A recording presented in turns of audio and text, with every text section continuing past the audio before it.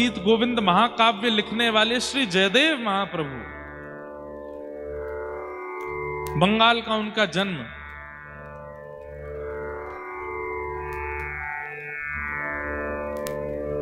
उनके साथ एक लीला हुई कि एक बार वो अपने किसी शिष्य के यहां से प्रसाद पाकर के कहीं जा रहे थे। खूब सारा धन धान्य सोना चांदी उनके पास था।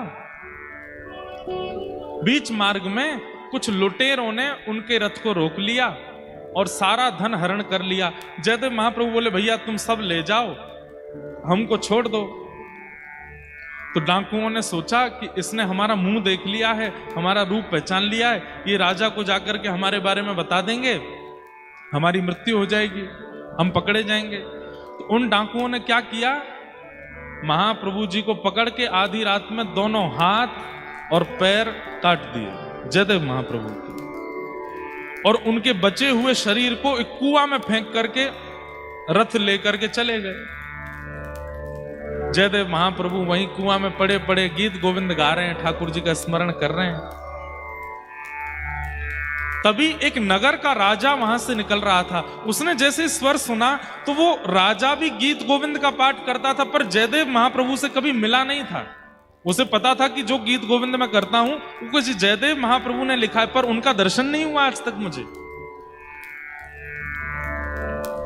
कुआं में झांक करके देखा तो बिना हाथ बिना पैर का कोई व्यक्ति, और मंद मंद मुस्कुरा रहा है, रक्त की धार बह रही है, और बस जगन्नाथ जी को याद कर रहे हैं। सैनिकों से कहा, जल्दी निकालो इनको बाहर। जयदेव महाप्रभु को बाहर निकाला, पूछा आप कौन हैं? जयदेव महाप्रभु ने अपना परिचय नहीं दिया, बोले कि बस मैं तो जगन्नाथ जी का भक्त हूं, यहां से जा रहा था, किसी व्यक्ति को कुछ चाहिए था, लूट के ले गया, मेरे हाथ पैर काट गया। अरे भगवान, आप मेरे नगर चलिए, मैं आपकी चिकित्सा करवाऊं।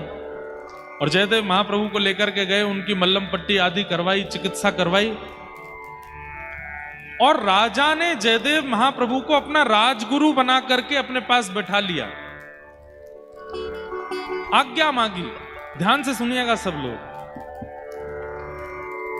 एक दिन जयदेव महाप्रभु से आज्ञा मांगी कि हे महाप्रभु जी, आप मुझे आज्ञा कीजिए कि मैं एक नियम धारण करना चाहता हूं।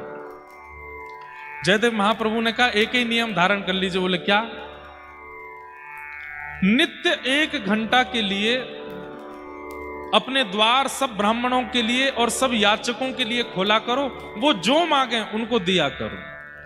1 घंटे के लिए खूब दान पुण्य किया करो, और 1 घंटे में जो आ जाए और जो मांगे सब दे दो।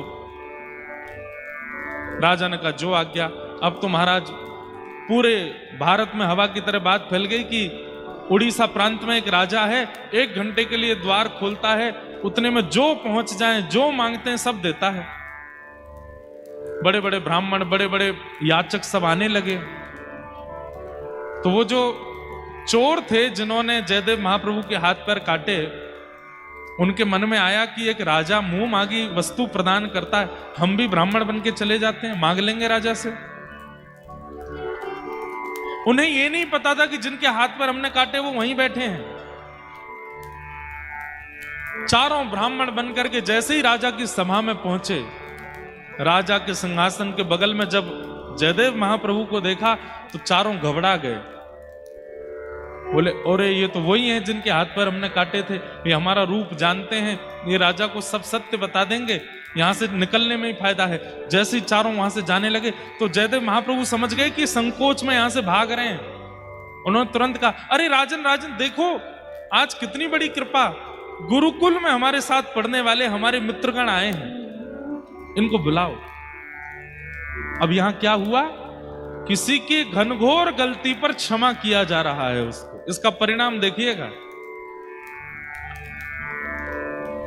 जयदेव महाप्रभु ने क्या कहा, ये तो हमारे बचपन के मित्र हैं, सखा हैं, अरे इनको बुलाइए।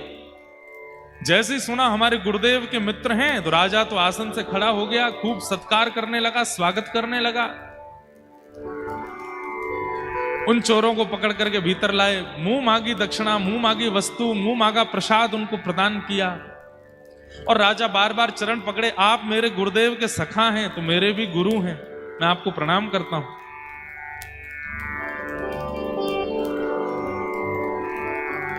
वो डाकू चोर सब सोचने लगे, बोले कि ये जयदेव महाप्रभु, इनके हमने हाथ पैर काट दिए और ये हमारा इतना सम्मान करवा रहे हैं।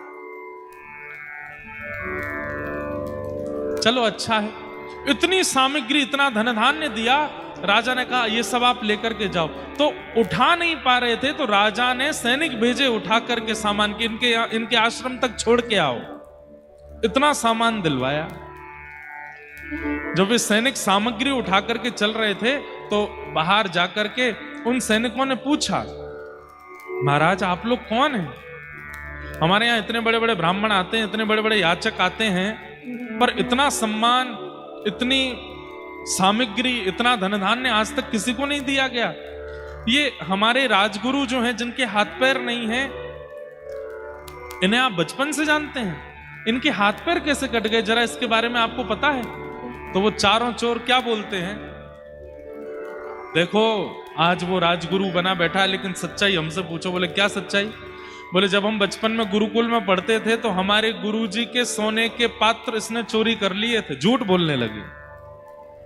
और जब इसने सोने के पात्र चोरी किए तो गुरुदेव को जब पता चला तो गुरुदेव ने हमको आज्ञा करके कहा, वन में ले जाओ, ले जा करके इसका सर धड़ से अलग कर दो। गुरुद्रोही है, गुरु के यहां चोरी करता है। हम इसको वन में लेकर के गए, पर हमको इस पर दया आ गई, हमने इसका गला तो नहीं काटा पर हाथ पैर काट दिए, इसको छोड़ दिया। जैसे ही उन चोरों ने झूठ बोला, इतना बड़ा जघन्य अपराध किया, उसी समय पृथ्वी बीच से फट गई और वो चारों पृथ्वी में समा गए। प्रकृति ने उनको नष्ट कर दिया। ये क्षमा का स्वरूप है।